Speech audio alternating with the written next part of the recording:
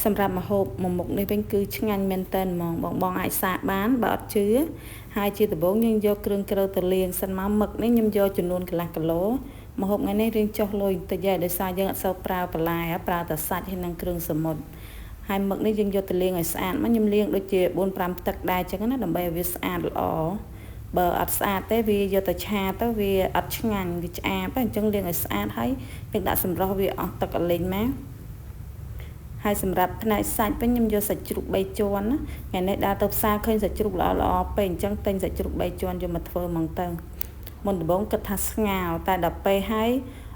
គ្រឿងសមុទ្រក៏មានអីក៏មានអញ្ចឹងបដូរកម្មវិធីមកឆាវិញម្ដងហើយសម្រាប់ម្រះព្រៅវិញខ្ញុំយកមកដៃរៀងធំដែរហើយនិយាយទៅចង់ដាក់បន្លែអីទៅមានតែខ្ទឹមបន្តិចហ្នឹងឯងឥឡូវគ្រឿងកូរយើងបានរៀបចំរួចហើយជាដំបូងយើងចាប់ផ្ដើមមកហាន់សាច់ជ្រូកវិញណាសម្រាប់សាច់ជ្រូកនេះខ្ញុំហាន់ជាដុំរាងធំអញ្ចឹងហើយបន្ទាប់មកយើងយកទៅហាន់រាងដុំតូចវិញម្ដងណាមួយមុខនេះដែរខ្ញុំឃើញបងប្អូនខ្លះគាត់យកទៅច្រាមប៉ុន្តែសម្រាប់ខ្ញុំអត់ទេខ្ញុំចង់ញ៉ាំរបៀបដូចថាដុំហើយរៀងរបៀបជ្រប់អីចឹងអត់ចង់ញ៉ាំច្រាមវាម៉ត់ពេកហ៎ហើយសម្រាប់មឹកយើងហាន់ជាដុំប៉ុណ្ណឹងមក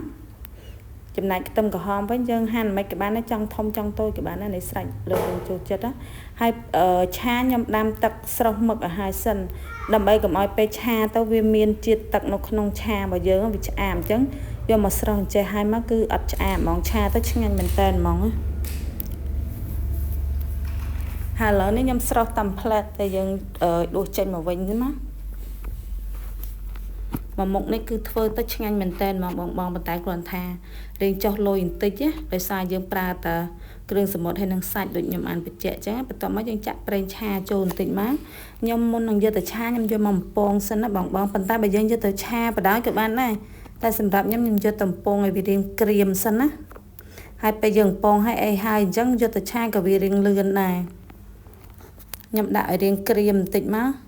ធ្វើមួយមុខនេះគឺផ្ទុះមែនតែនហ្មងអាស្បែកជ្រូកហ្នឹងដល់ពេលចឹងទៅបំពងចេះខ្ទុះដល់បិទការ៉ូបានអត់អីចឹងយើងកូរឲ្យវារៀងក្រៀមបន្តិចមកហើយបន្ទាប់មកទៀតយើងទុកដល់ឡែកសិនមកចាប់ផ្ដើមឆាខ្ទឹមវិញម្ដងសម្រាប់ខ្ទឹមខ្ញុំយករៀងច្រើនដែរយើងមកលីងខ្ទឹមសហ្នឹងឲ្យវាឈ្ងុយតិចមកហើយបន្ទាប់មកយើងចាប់ផ្ដើមចាក់អាខ្ទឹមក្រហមហ្នឹងចូលវិញម្ដងមួយមុខនេះបើសិនជាបងប្អូនចង់ដាក់បន្លែអីក៏បានដែរតែសម្រាប់ខ្ញុំនឹកឃើញថាបន្លែវាមិនថ្ងៃជាប់គ្នាអញ្ចឹងចង់ធ្វើរបៀបអត់បន្លែមានតែសាច់មានតែអីវិញម្ដងណាហើយបន្ទាប់មកទៀតយើងចាប់ផ្ដើមចាក់សាច់ដែលបានលីងមុននឹងហើយចូលមកហើយបន្ទាប់មកគ្រឿងក្រូចមានប៊ីចេងស្ករទឹកត្រីទឹកស្អ៊ីវបន្តិចចឹងមកសម្រាប់ម្ទេសនេះវិញខ្ញុំដាក់អាម្ទេសហិតហិលណាដោយសារមានកូនតូចអញ្ចឹងខ្ញុំអត់ប្រើម្ទេសហិលទេបើបងប្អូនមានកូនធំឬអត់មានកូនអីអាហ្នឹងយើងដាក់ឲ្យហិលខ្លាំងទៅរត់តែឆ្ងាញ់ហើយឆាពី3ត្រឡប់ចាប់ផ្ដើមចាក់មឹកចូលមកហើយយើងឆាតែពី3ត្រឡប់ទៀតមកបន្ទាប់ឲ្យដាក់ម្រះព្រៅចូលមករួចជាការស្រេចហើយនិយាយទៅមួយមុខនេះដូចខ្ញុំនិយាយចឹងយូរតែពេលយើងលីងសាច់ទេបើថាឆាហ្មងតាមផ្លែតទេដោយសារគ្រឿងក្រូចយើងឆ្អិនរួចអស់អញ្ចឹងវាលឿនដែរនិយាយទៅម្នាក់មួយយ៉ាងឥឡូវយើងគ្របទុកតែបន្តិចទៀតមករួចជាការស្រេចហើយមួយមុខនេះខ្ញុំយករសជាតិរៀងដិតបន្តិចទេបងប្អូនអរគ្នាប្រៃផ្អែមគឺឆ្ងាញ់មែនតែនហ្មងអាហ្នឹងយើងញ៉ាំមួយបាយទៅមិនល្មមបើយើងយកសាបពេកក៏អត់ឆ្ងាញ់ដែរមុខម្ហូបមួយមុខនេះហ៎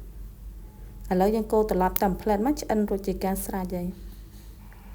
ចាប់ផ្ដើមដួសដាក់ចានមក